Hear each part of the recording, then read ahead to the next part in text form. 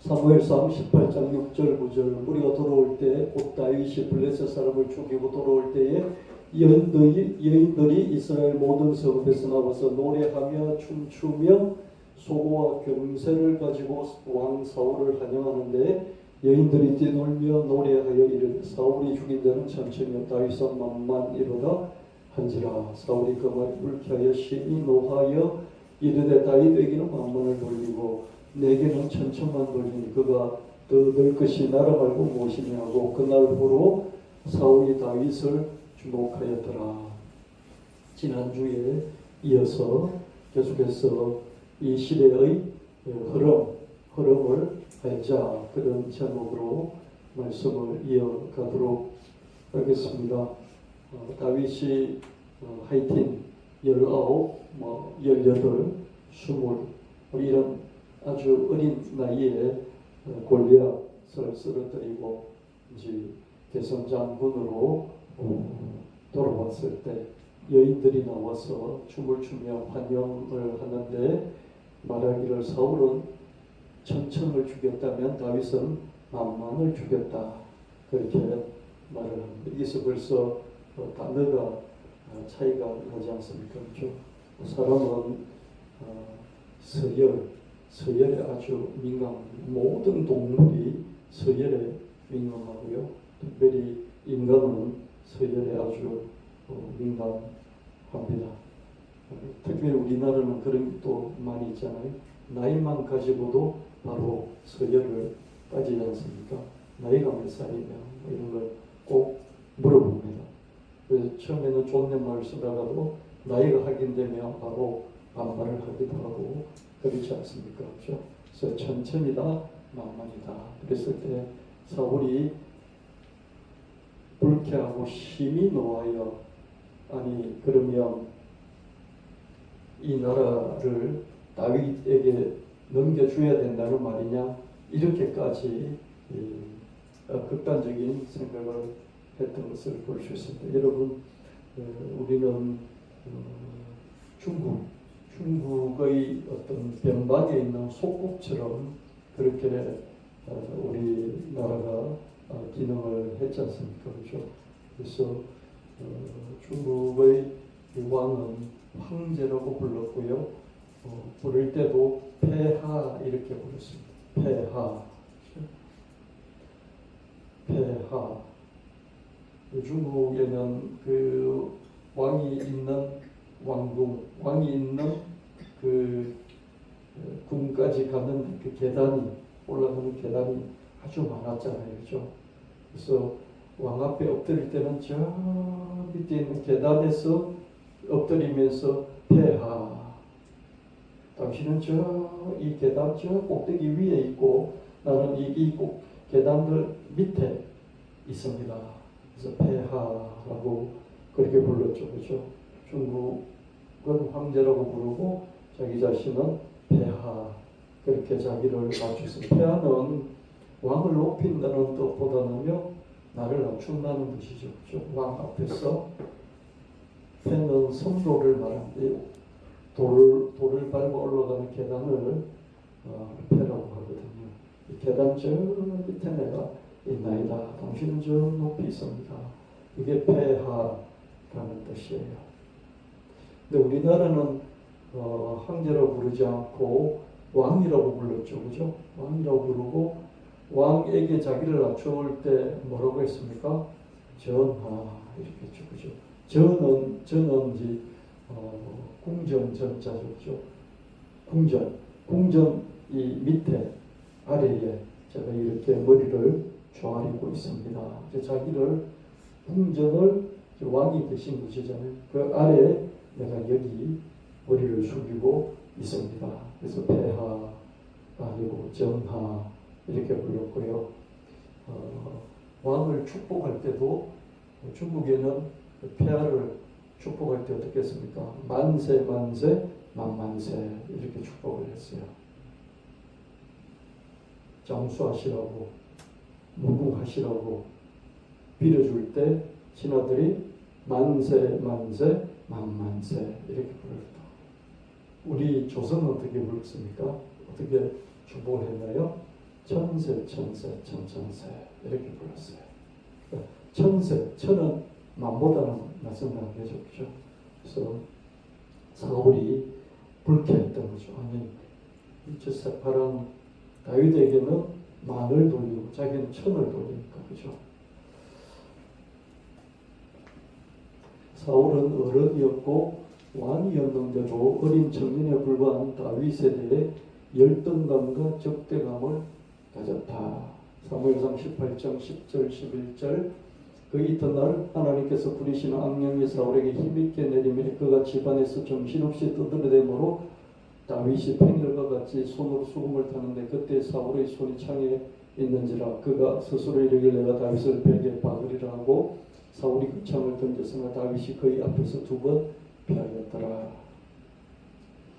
사울이 지나치게 이제 불안했어요. 내가 왕인데 결국 다윗에게 우리가 넘어가나? 그럼 지나치게 미래를 앞당겨서 걱정했죠. 이런 불안한 심리가 계속되니까 악령이 들었습니다. 하나님이 악령을 보냈다. 성경은 그렇게 기록하고 있는데요.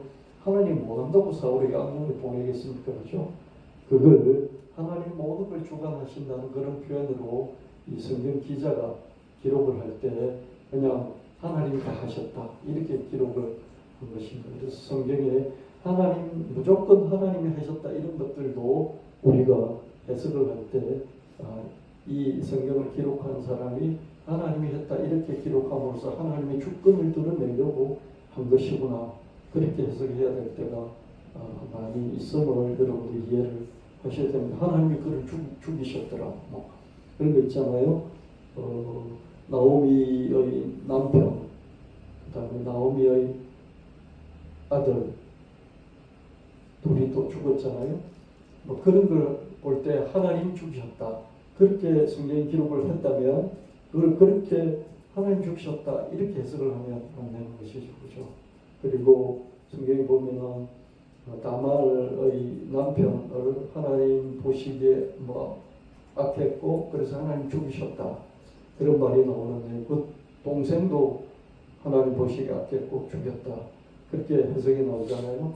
그런 해석은 그 성경을 기록할 때 하나님이 내가 이렇게 기록하라 알았지 내가 죽였다고 기록해 이렇게 하셨다기보다는 그렇게 자기가 해석을 해서 그렇게 기록을 했다고 봅니다. 그렇기 때문에 여러분 저와 여러분 성경을 해석할 때 해석을 잘 해야 된다는 그런 것들이 있어요. 제가 다음에 기회가 한번 되면 하나님이 가나안 땅에 이스라엘 군대가 들어갈 때 무조건 다 죽이게 했잖아요. 소돔 여리고성을 무너뜨리고 그죠. 짐승 새끼까지도 다 죽이라고 했죠. 그죠. 거기에 대해서도 우리가 새롭게 해석해야 될, 잘 해석을 해야 될 그런 부분이 있습니다. 악령을 하나님이 보내서 사울이 저렇게 되게 만들었다가 아니라 사울이 그렇게 불안해하고 두려워하고 그 마음이 오래 계속되니까 어떻습니까? 악령이 든 것이다. 이렇게 저와 여러분 해석을 할 수 있어야 되겠습니다. 그래서 다윗을 향해 창을 2번이나 던졌고 다윗은 피했죠. 그렇게 하고 사울은 다윗을 사위로 삼았어요. 이 사위로 삼은 것은 포용을 하기 위해서 그런 게 아니라 옆에 두고 견제하고 의로를 하기 위해서 그랬죠. 사울이 다윗을 적극적으로 포용을 했더라면 다윗은 사울의 충직한 신하가 됐겠죠. 그죠? 이 분명하겠죠. 왜냐하면 다윗은 기회가 와도 사울을 2번이나 죽이지 않았기 때문에 충직한 신하가 됐을 것이고 9일 왕조가 교체가 된다. 하나님이 교체시키는 하나님 뜻이잖아요. 그래서 교체가 된다 하더라도 아주 자연스럽게 그리고 자기는 상왕 대접을 받으면서 그리고 내가 이 사위에게 넘기는 왕조를 넘기는 그런 식으로 되겠죠. 그렇죠? 그래서 사울은 절반의 성공을 거둘 수 있었을 것입니다. 그러나 사울은 다윗을 계속적으로 삼고 죽이려고 했습니다. 큰 군대를 이끌고 죽이려 했지만 하나님이 함께 하시는 다윗을 꺾을 수는 없었죠. 사무엘상 26장 7절에 10사람이 기브아에 와서 사울에게 말하여 이르되 다윗이 저 산에 숨지 않았습니까? 그래서 사울이 일어나 그 광야에서 다윗을 찾으려고 이스라엘에서 택한 사람 3,000명과 함께 내려가서 사울은 도망하는 다윗을 죽이려고 3,000명의 군대를 이끌고 두 번이나 추격했지만 오히려 역공을 당할 수 있는 그런 기회를 두 번이나 제공했을 뿐이었다. 다윗과 아비새가 밤에 그 백성에 나가 본즉 사울이 진영가운데 누워 자고 창은 머리 곁 땅에 꽂혀 있고 아브넬과 백성들은 그를 둘러 누웠는지라. 다윗을 잡으러 왔는데 어떻습니까? 골아 떨어져서 누워 자고 있는 것이죠, 그죠? 그래서 다윗은 이렇게 아비새 장군과 함께 다가갔지만은 눈치채지 못하고 계속 골아 떨어져서 자고 있어요. 단번에 죽일 수 있었잖아요, 그죠?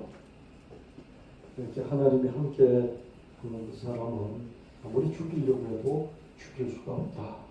그것을 우리 성경을 통해서 볼 수가 있습니다. 다윗은 막막하고 두려웠겠죠. 그렇지만 그런 상황에서도 하나님을 신뢰했습니다. 그런 신뢰 속에서 오히려 미래를 내다보는 여유를 가질 수 있습니다. 저와 여러분들이죠. 막막하잖아요. 두렵고 불안하잖아요. 용기라는 것은 두려움이 없는 게 아니고 두려움 속에서 용기를 내어보는 것, 이게 용기지 않습니까? 그렇죠? 평안이라는 것이 두려움이 없는 상태라기보다는 그런 상태도 있겠죠. 그렇죠? 두려움이 완전히 없는 그런 상태도 있겠죠. 그러나 두려움이 있는 상태에서 평안을 가지려고 애를 쓰고 그리고 하나님을 바라보고 믿음으로써 드디어 내 안에 평안이 깃들게 되는 이런 평안이죠. 다윗은 이런 막막하고 두려운 상황 속에서 하나님을 또 의지했어요. 의지하니까 모든 걸 내려놓는데 내려놓는 것 중에서도 두려움도 내려놓을 수 있고요. 막막함도 내려놓을 수 있는 것이죠. 내려놓는 순간에는 평안이 깃들어지는 거죠. 여러분, 영원히 내려놓을 수 없고요. 그리고 영원히 평안할 수 없습니다. 잠시 내려놓고 평안하는 거죠. 여러분 짐져 보셨습니까? 저는 나무도 많이 해보고 또 꼴도 많이 배워보고 그랬어요. 그래서 잘 아는데요. 한 짐 가득 지고 한참 가면 힘들어요. 중간에서 쉬지 않으면 안 돼요. 그래서 빠지기를 이렇게 산에 걸쳐놓고 이렇게 받침대를 떼어놓고 그 짐 옆에서 이제 나와서 좀 쉬죠. 한 2분, 3분 쉬죠. 그죠? 그리고 다시 짐을 지고 한참 가다가 또 짐을 세워놓고 또 쉬고 그러잖아요. 그죠? 쉼이 있는 것이죠. 쉴 때는 편안하죠. 그죠? 근데 편안하다고 짐이 없어진 건 아니잖아요. 그렇죠. 그죠? 짐을 잠시 내려놓고 쉬는 거예요. 저와 여러분은 죽을 때까지 짐이라는 것이 없어지지 않습니다. 맞습니까? 짐은 있다고요. 아버지로서, 어머니로서, 자식으로서, 직장인으로서, 또 교회 구성원으로서 짐이 다 있습니다. 그때 한 번씩 하나님을 의뢰하고 내려놓는 거죠. 내려놓을 때는 쉴 수 있고 평안할 수 있고 회복할 수 있잖아요. 내려놓을 때 뭔가가 보이는 거죠. 짐을 무겁게 지고 갈 때는요, 그 짐밖에 생각이 안 들어요. 근데 어떻습니까? 쉴 때는 어떻습니까? 쉴 때는 평안이 깃드니까 가벼우니까 어떻습니까? 멀리 볼 수도 있고 생각할 수도 있고 그렇죠. 그래서 여러분이 살아가면서 한 번씩 하나님께 내려놓고 아무것도 하지 않는, 그래서 그런 것 속에서 오히려 평안을 얻고 평안 속에서 좀 더 멀리 볼 줄 아는, 볼 수 있는 그런 시간들 갖게 되시기를 예수님 이름으로 축원합니다.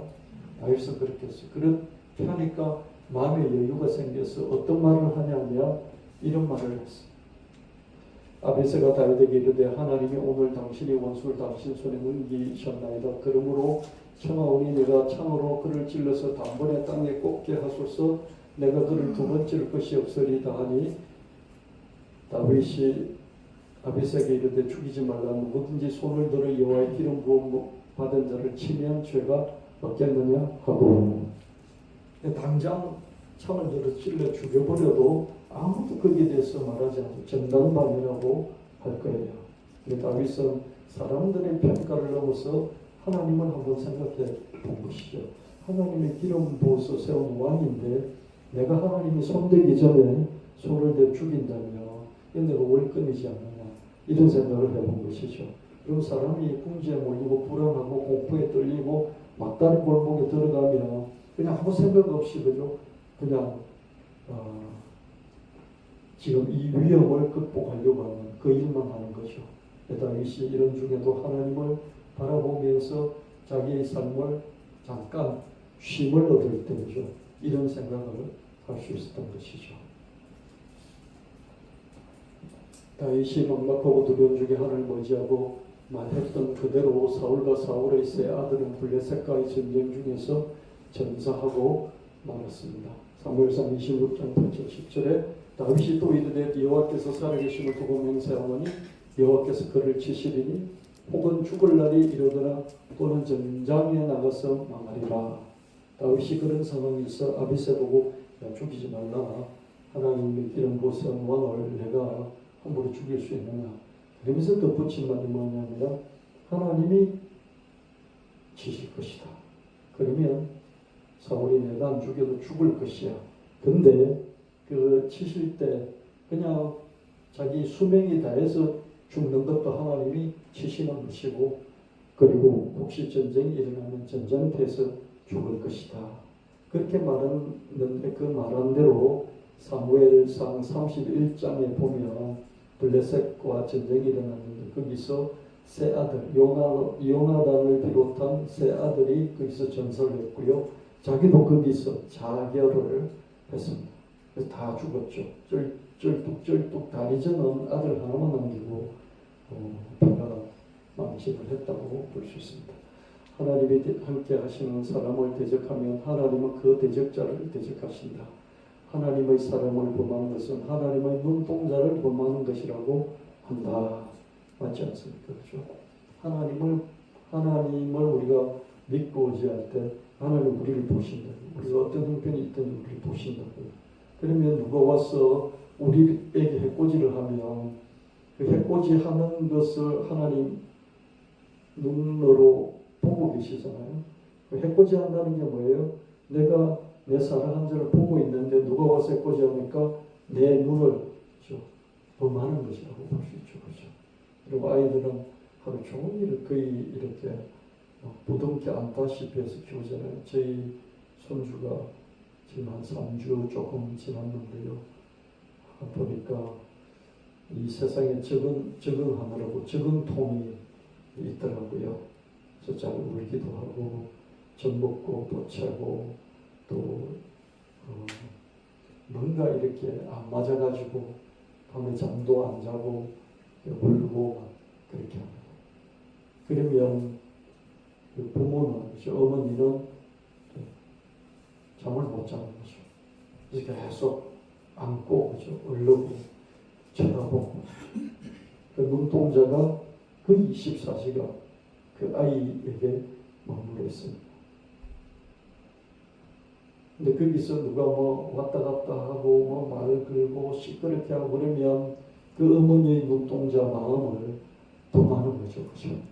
그래서 제가 요즘은 그냥 방 안에 조용히 좀 있는 시간이 많이 있습니다. 바깥에 잘 나오지도 않고요. 나한테 심부름 시킬 때가 있어요. 그러면 이제 바깥에 나오고 그렇게 합니다. 여러분이 하나님을 향하면 하나님 여러분을 보고 계시기 때문에 여러분을 괴롭히는 사람은 하나님의 눈동자를 범하는 자다. 하나님 눈동자를 공격하는 자다. 하나님이 그 자의 대적자가 되실 것이다. 그렇게 여러분 기억해 주시기를 바랍니다. 다윗이 그랬을 때 지금 치지 말라. 하나님이 치실 것이다. 그 말을 했는데 결국은 사울과 그 세 아들이 죽고 말았던 것을 볼 수 있습니다. 사무엘하 3장 1절에 사울의 집과 다윗의 집 사이에 전쟁이 오래매 다윗은 점점 강하여 가고 사울의 집은 점점 약하여 가니라. 사무엘하 5장 10절 만군의 하나님 여호와께서 함께 계시니 다윗이 점점 강성하여 가니라. 강하여지는 것은 주변 사람들이 처음에는 몰라요. 근데 시간이 자꾸 지나면 차이가 나면서 알게 되는 것이죠. 그래서 여러분의 후대로 갈수록 점점 강해지시고, 여러분의 인생의 후반전으로 갈수록 점점 강해지시고, 여러분의 자식대로, 손주대로, 후대로 갈수록 여러분 집안이 점점 강해지시기를, 사람들이 그걸 보게 되기를 예수님 이름으로 축원합니다. 마침내 각 지파의 수장들이 사울을 버리고 다윗에게로 몰려들기 시작했다. 돌이킬 수 없는 전환점을 넘어선 것이다. 어떤 전환점이 있으면 이제는 돌이킬 수 없잖아요. 다시 이전으로 돌아갈 수 없어요. 넘어가 버리는 것이죠. 그죠? 고려 왕조에서 고려의 마지막 왕이 누군가요? 공양왕인가요? 그 왕 이전으로 절대로 되돌아갈 수 없잖아요. 조선 왕조가 새롭게 생겼기 때문이죠. 이런 전환점이 있는 것이에요. 이런 전환점에서 사람들이 몰려오죠. 역대상 12장 12절에 그때 사람이 날마다 다윗에게로 돌아와서 독보자함에 큰 군대를 이루어 하나님의 군대와 같았더라. 오는 거죠. 어떤 전환점이 있어요. 물이 이렇게 조금씩 차오르다가 바깥에서 보면 물이 차오르는지 몰라요. 근데 차서 넘치면 어떻습니까? 밖에 있는 사람들도 알게 되죠. 그때 알잖아요. 그죠? 이런 것을 전환점이라고, 티핑 포인트로, 물이 차곡차곡 차서 또 차를 흘러내리는 그 지점을 특이점, 특별한 순간이라는 것이죠. 특별한 순간이 있다는 것이죠. 대전환기의 전환점이 본격적으로 드러나기 전에, 그죠? 물이 이제 그런 도라무통, 그죠? 바깥으로 흘러내리기 전까지는 보통 사람들이 물통에 물이 가득 찬지를 알아차리지 못합니다. 그러나 지도자급이라면 대전환기의 흐름을 감지할 줄 알아요. 흘러내리지 않더라도 상당히 찼구나. 조금만 지나면 흘러내리겠구나. 이걸 지도자는 먼저 안다는 것이죠. 그렇죠? 먼저 알아야 지도자가 될 수 있다는 것입니다. 그러나 지도자급이라면 대전환기의 흐름을 감지할 줄 알아야 한다. 역대상 12장 32절에 이사갈 자손 중에서 시설을 알고 이스라엘이 마땅히 행할 것을 아는 우두머리가 200명이니 그들은 그 모든 행제를 통솔하는 자. 통솔은 가이드라는 것이죠. 아니까 가이드라는 거죠. 그렇죠? 여러분 해외여행을 다녀보셨습니까? 해외여행은 가이드들이 있잖아요. 그죠? 그곳을 잘 아는 그런 가이드가 있어가지고 이렇게 안내를 해주죠. 왜? 나는 모르니까. 그죠? 나는 처음 가는 곳이니까 모르니까 가이드의 안내를 받습니다. 특히 나이가 든 사람은 가이드 없이 여행할 수 없잖아요. 그죠? 아니까 가이드를 하는 거죠. 모르면 가이드를 할 수 없죠. 그죠? 지도자라면 반드시 가이드가 있어야 되고요. 그 여행 가이드는 여행에 있어서는 지도자예요. 맞습니까? 길을 가르쳐서 끌고 가는 사람이니까 가이드가 지도자인 것이죠. 여행의 지도자가 되는 것이죠. 이스라엘 지파에는 대전환기의 시설을 아는 지도자급이 이미 200명이 있었습니다. 이 대전환기는 이제 사울 시대가 끝났고 다윗 시대다. 이걸 알아차린 것이죠. 알아차리기 때문에 망설이고 있는 사람, 걱정하고 있는 사람, 사울에게 보복당할 것을 걱정하고 있는 사람, 걱정하지 말라. 이쪽으로 완전히 넘어가야 돼. 그렇죠? 여러분 고려 말 조선 초 그때도 그죠? 사람들이 막 헷갈려 하지 않았겠습니까? 그렇죠? 그때 걱정하지 마. 이성계로 갈아타야 돼. 그렇게 말했던 사람도 있었겠죠. 그렇죠? 그런 사람들이 지도자입니다. 시설을 모르는 지도자급이라면 그 추종자들과 함께 망하고 말 것이다. 정몽주는 그 집안과 그 후손들이 망했지 않겠습니까? 그렇죠? 물론 가장 우리나라의 충신으로 인정을 받고 존경을 받지만 생명이라는 관점에서 보면 망했죠. 그렇죠? 그 집안이 다 망했고 정봉주를 따르던 사람들도 전부 다 망했겠죠. 그죠? 네. 그러면 대세만 따라가야 되느냐? 그 말은 아니에요. 그 말은 아닌데 이건 좀 다르지 않습니까? 그죠? 그래서 다윗이 왕권을 차지해서 이스라엘 12지파의 통일 왕이 됐다는 그것을 먼저 읽었던 사람, 그렇게 될 것을 먼저 읽었던 사람들은 넘어가는 거죠. 그죠? 다윗이 되든지 사울이 되든지, 그죠? 자기들은 크게 다르지 않지 않습니까? 그죠? 같은 12지파의 인명체에서 왕이 나오는 거니까요.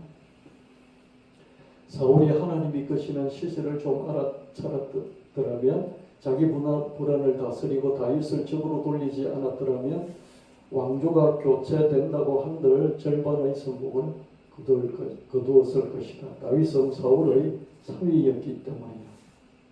시세 또 시대의 흐름을 알지 못하면 갈 길을 안내하는 지도자급이 될 수 없다.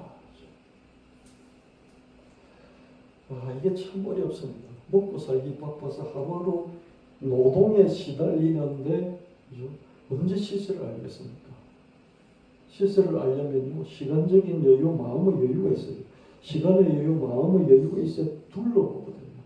둘러보지 않으면 시세를 알 수 없어요. 하다 못해 5일장이라도 가가지고 30일을 걸어서 5일장이라도 가서 짱돌뱅이처럼 장을 뱅글뱅글 돌아봐야만이 요즘 세상이 어떻게 돌아가는지, 장이 어떻게 돌아가는지 알 수 있잖아요. 그렇죠? 그렇게 돌아와서 뭐 이런 걸 심고 이런 가축을 키우고 그렇게 집안에서 그죠? 뭘 하자 그러면서 지도를 하지 않겠습니까? 그죠? 그래서 먹고 살기 바쁘면 시세를 알 수 없습니다. 그래서 여러분들이 주일 예배를 드리고요, 주일만이라도 잠시 시간을 내어서 그죠? 시세를 아는 그런 것에 투자를 해야 돼요. 시세를 아는 게 투자를 하면 하나님 알아서 하시겠지. 하나님이 알아서 하시겠지 그러면서 하나님께 맡기는 것도 한번 하시면서 그죠? 그걸 꼭 해야죠. 그죠? 그러면서 여러분 스스로 시세를 찾아보는 이런 노력도 하셔야 되지 않을까 싶습니다. 그렇게 한다고 길이 활짝 열리는 건 아니에요. 그래도 최소한 어떻게 돌아가는지라도 좀 알고 나면 마음의 불안이라도 좀 줄어들잖아요.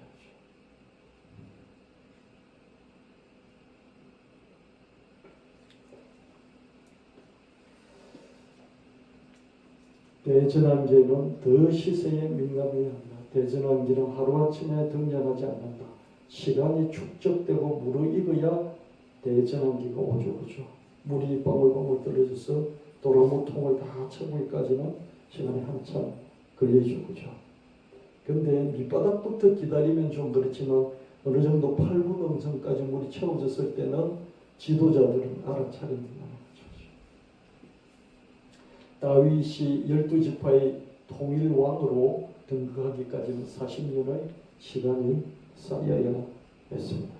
이 40년의 기간을 두고 보고 지켜보면서 우리는 준비를 할 수 있는 것이죠. 하나님이 아브라함에게, 이삭에게, 야곱에게 대를 이어서 이 땅 가나안 땅을 너와 너희 자손에게 주겠다.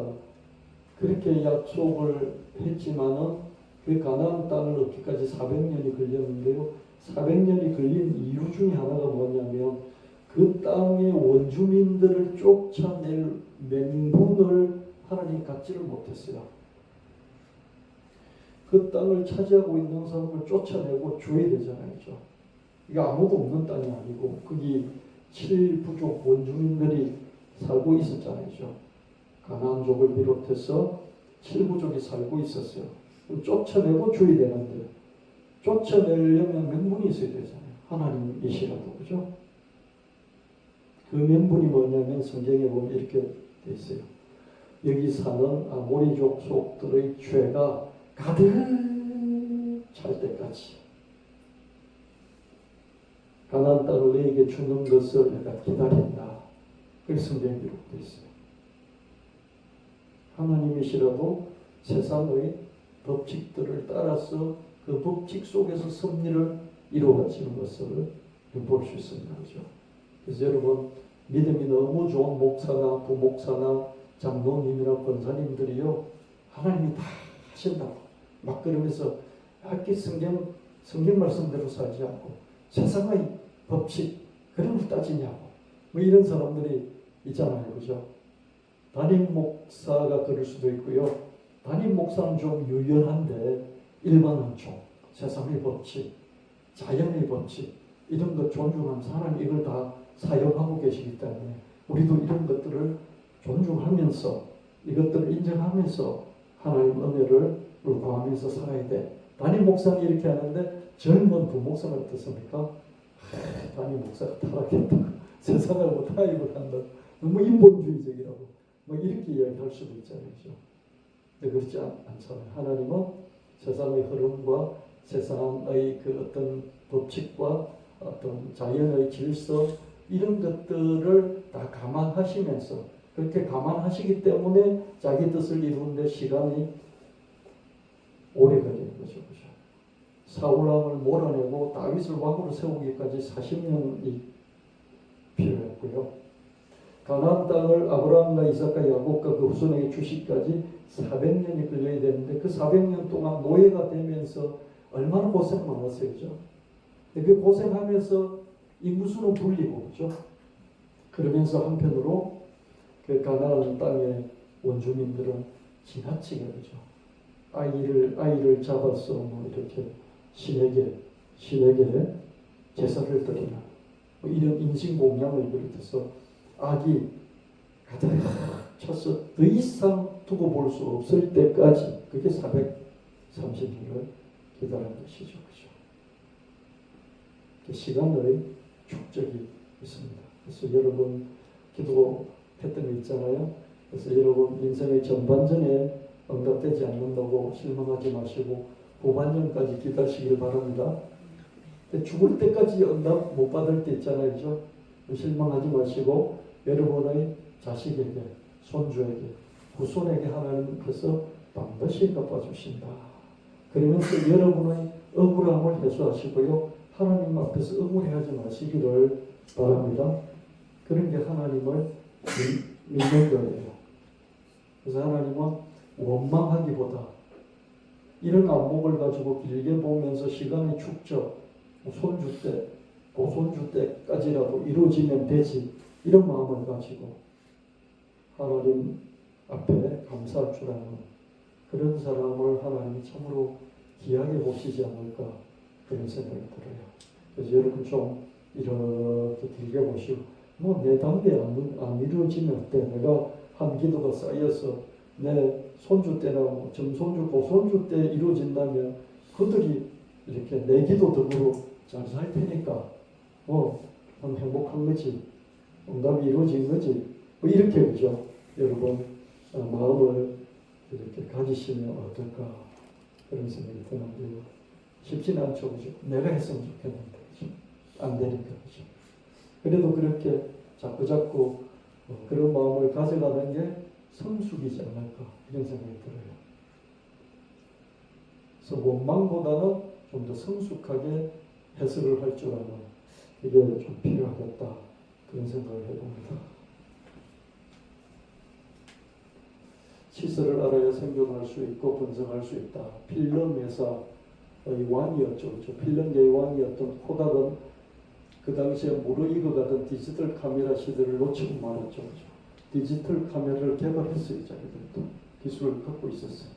근데 기존의 그 카메라가 주는 그 필름이 주는 이익이 있잖아요.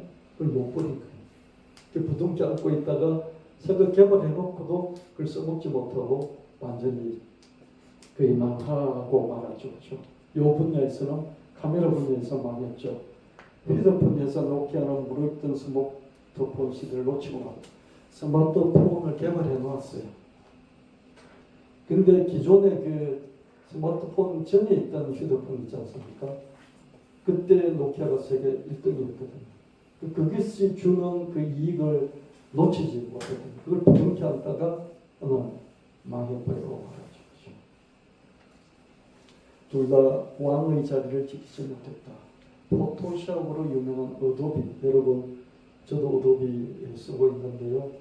어도비는 포토샵을 비롯한 뭐 그림 그리고 영상 만들고 이런 소프트웨어 기업이에요. 그 분야에서 세계 제일이죠, 그죠? 한때 주가 총액이 한뭐 60조 이 정도까지 했어요. 지금은 이제 반토막이 났는데요. 세계 최고입니다. 인공지능 시대가 오면서 그죠? 인공지능이 다 해버리니까 그죠? 지금 희청하고 있어요. 인공지능이 만들어내는 콘텐츠, 영상, 그림 이런 제작 능력이 압도적이기 때문이다. 어도비가 이런 인공지능 시대를 선도해서 다시 재정비를 한다면 왕의 자리를 지킬 것이고 그렇지 않다면 코닥이나 노키아처럼 무너질 것이다. 이렇게 평가를 해봅니다. 인공지능이 발달하고 있어서 파괴와 혁신이 동시다발로 일어나고 있습니다. 이런 시대에 배관공, 전기수리공, 도배공, 용접공 이런 사람들은 몸을 쓰고 이런 몸을 로봇이 발전한다 할지라도 이건 좀 섬세하잖아요. 이런 일을 할 수 없을 것이다.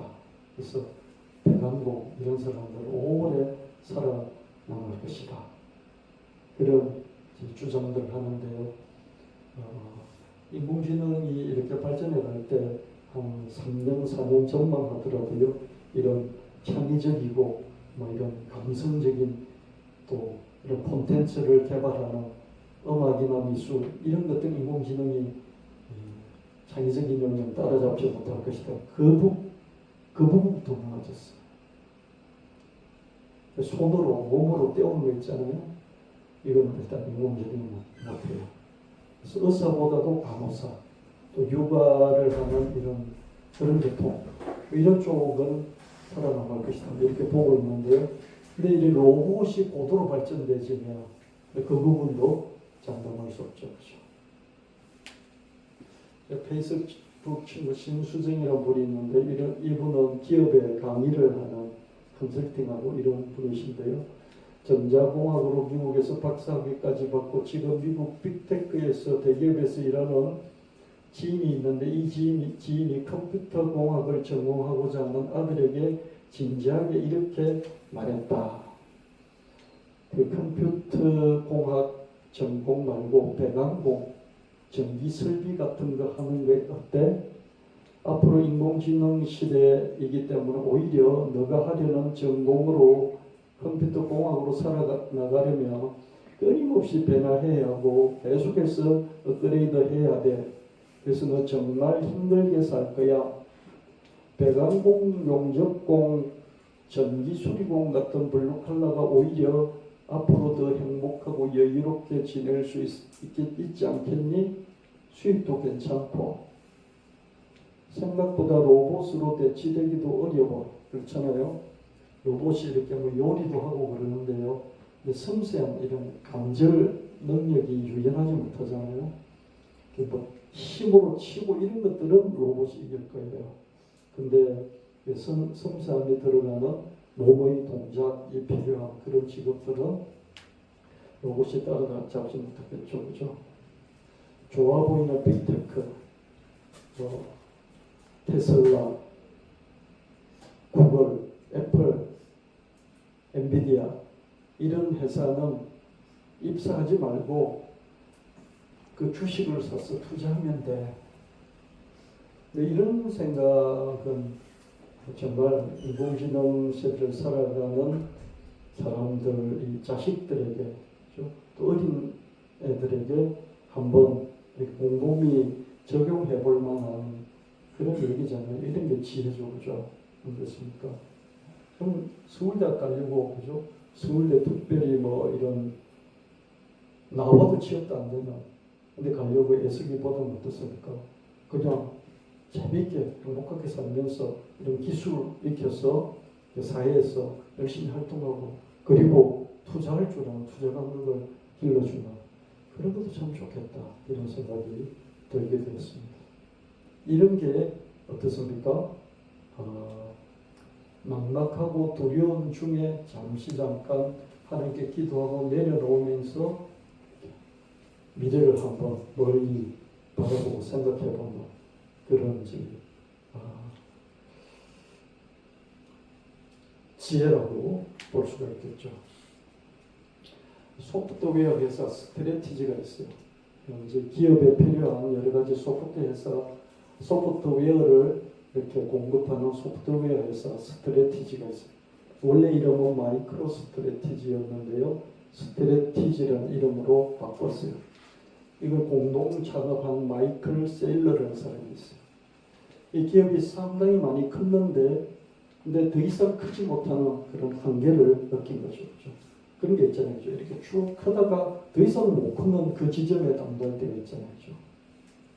모든 기업에 그런 게 있습니다. 그때 놀랍게 도약을 하지 않으면 망하는 거거든요. 그렇죠?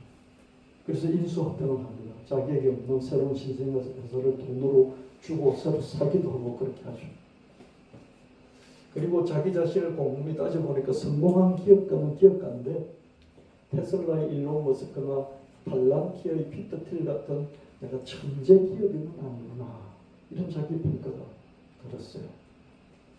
내가 소프트웨어 회사를 창업을 해서 상당히 키워서 큰 기업으로 만들었지만 더 이상 클 것 같지. 애플이나 구글처럼 무슨 마이크로소프트처럼 더 키워낼 자신은 없고, 그리고 자기도 세상을 바꿔보고 싶은 욕심은 있었는데 일론 머스크 급은 안 되고 일론 머스크와 이 페이팔 팀들이 있어요. 페이팔을 만들었던 팀원들이 있거든요. 공동 창업주들이 있어요. 그게 일론 머스크도 있고 피터 틸도 있고 그래요. 여러분 일론 머스크는 다 알죠, 그죠? 근데 일론 머스크보다도 더 강력하게 미국의 경제와 미국의 정치판을 쥐고 흔드는 사람이 피터 틸이에요. 팔란티어라는 회사를 만들고요. 여러분은 애플, 구글은 알잖아요. 팔란티어는 주식하는 사람은 다 알아요.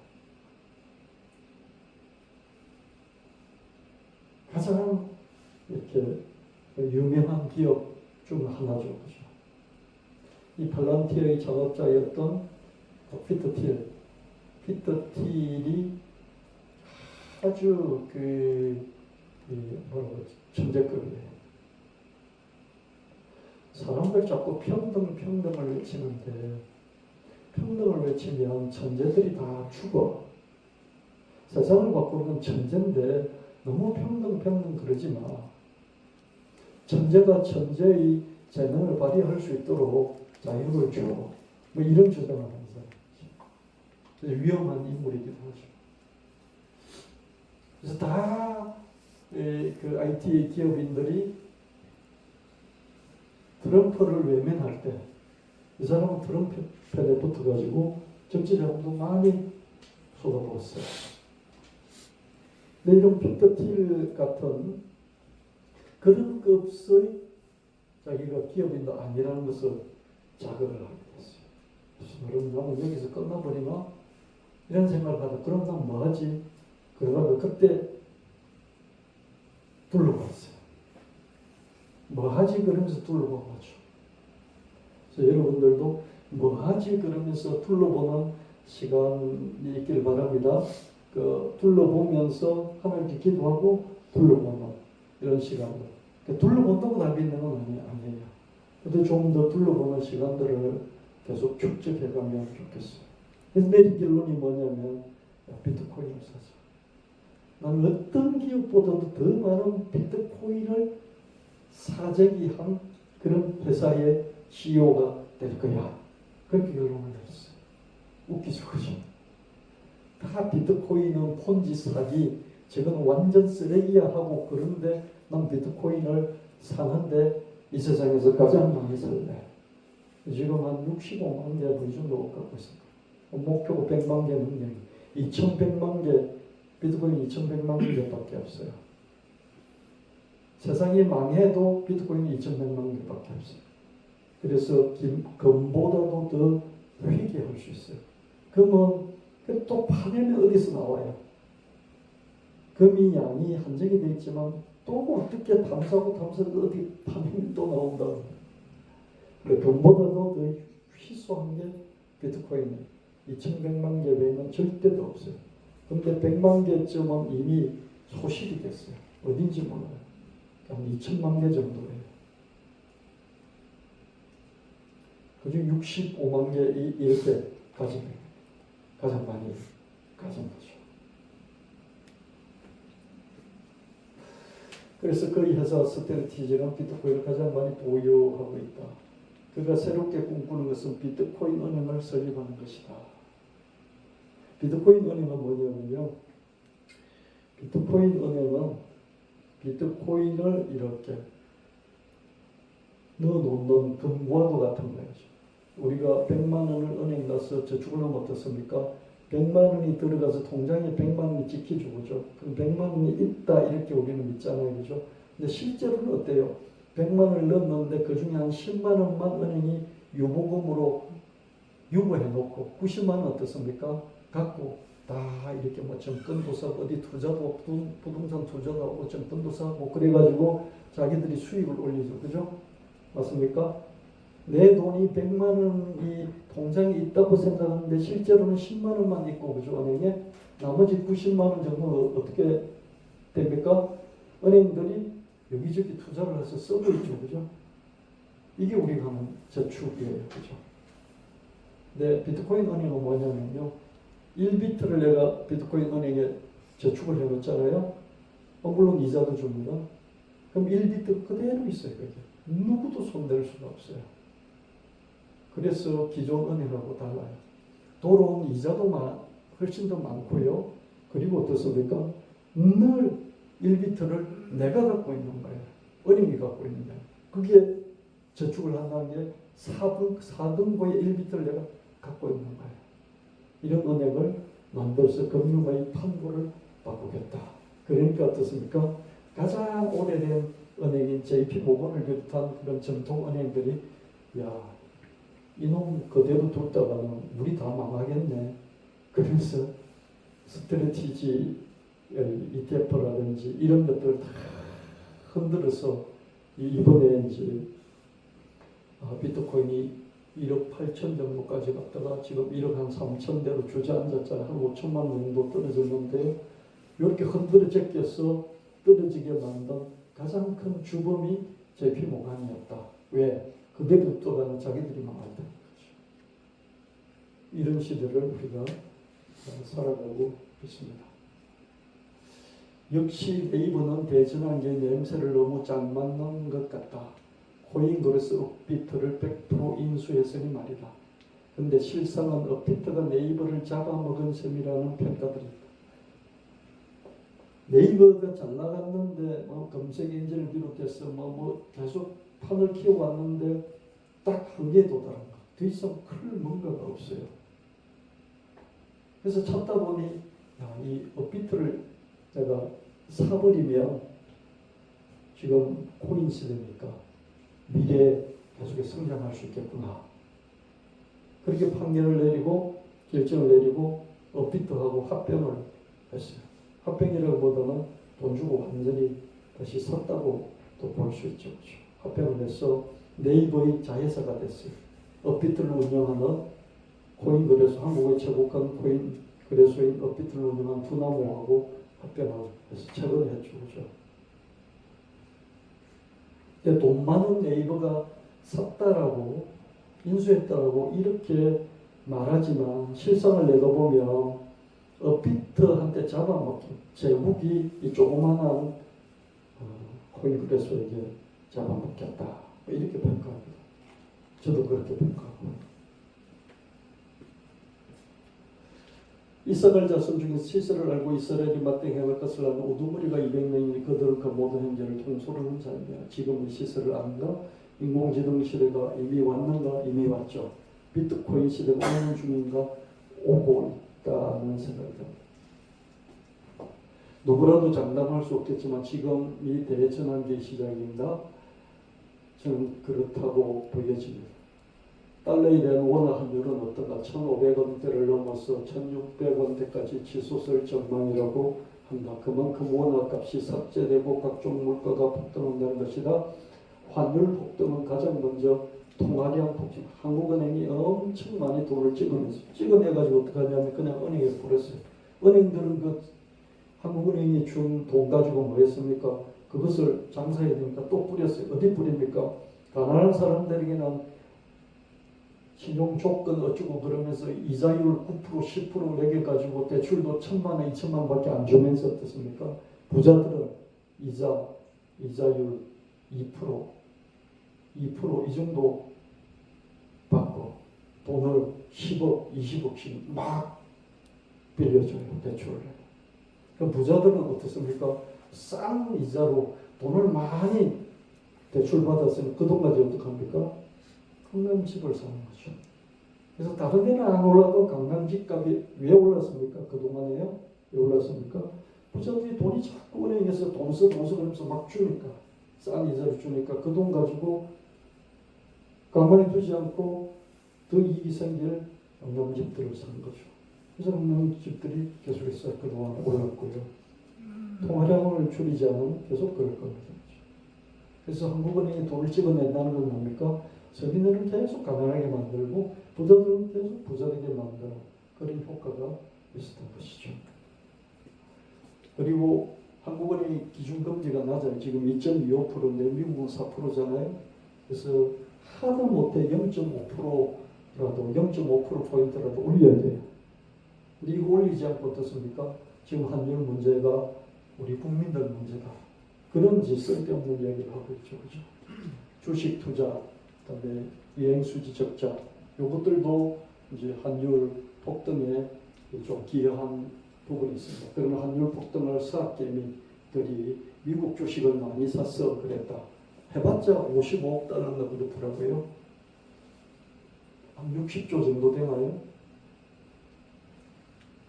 이런 허술돌이한 한국은행 총재의 이 만원은 무책임의 극치다 이렇게 봅니다.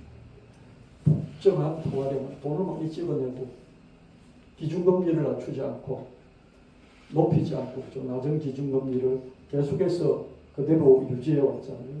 이걸 적절히 조절해야 하는데 이게 한국은행 총재의 가장 먼저 해야 될 일인데 이걸 하지 않으면서 그죠? 사업개미들이 미국에 주식 투자를 해서 이런 환율 폭등이 생겼다. 국민들이 여행을 많이 다녀서 그렇다. 이런 얘기를 하면 꼬리가 몸통을 흔든 그런 얘기가 되는 거죠. 몸통이 몸통을 흔들었지 어떻게 꼬리가 몸통을 흔들겠습니까?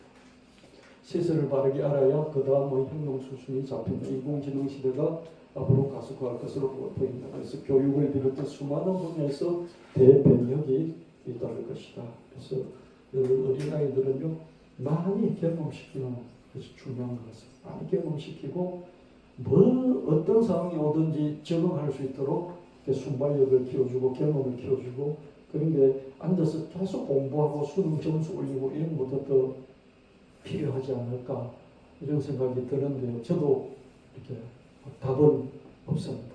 그래서 고민을 우리가 해야 되겠습니다.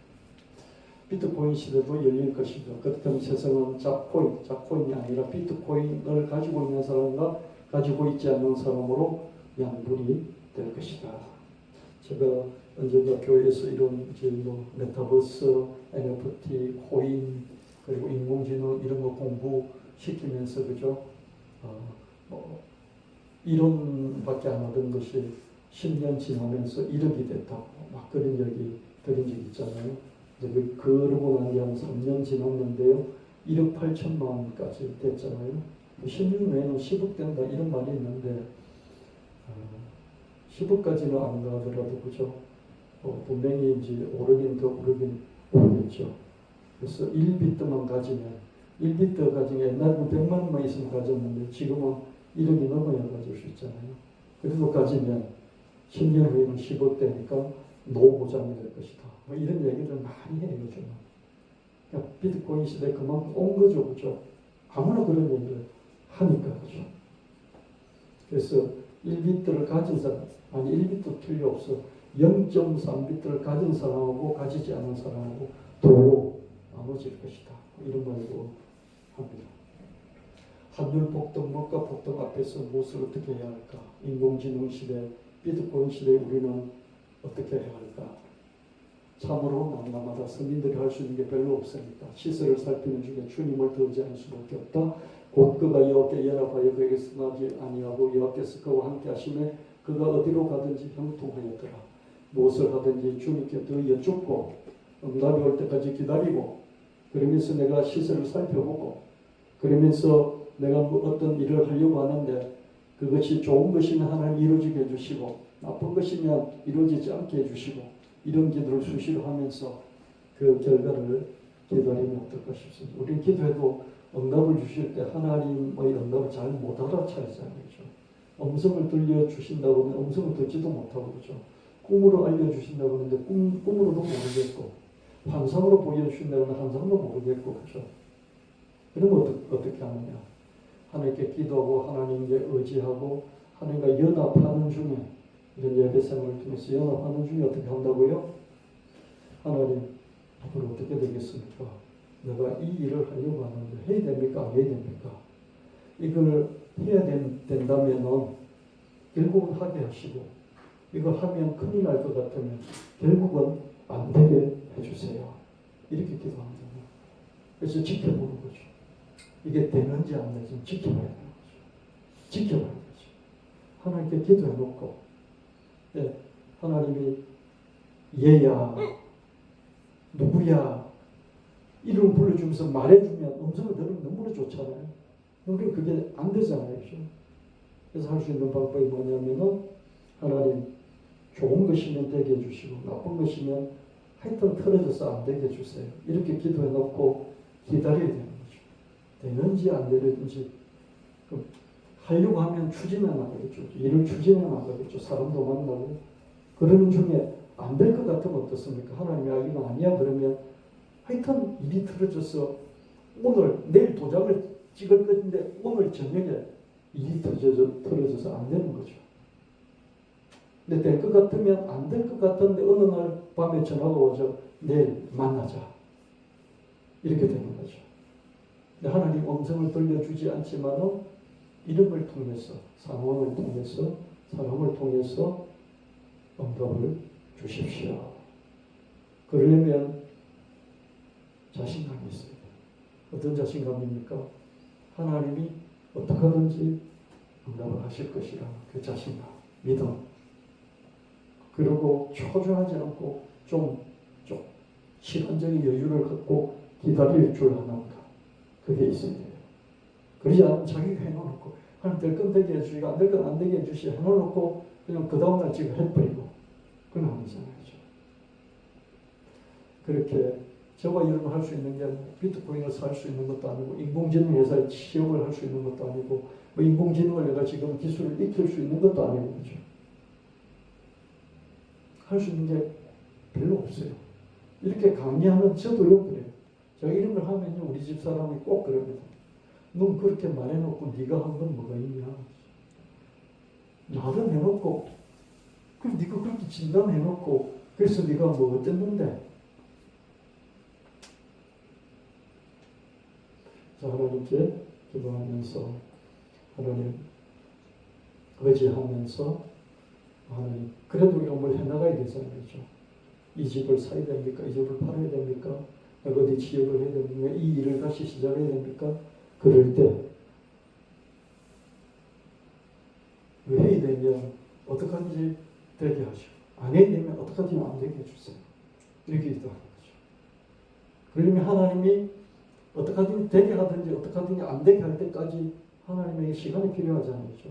그럼 그 시간까지는 기다려야 되는 거죠. 그럼 기다리는 게 뭡니까? 믿음이고 여유가 자신감이 있는 거죠.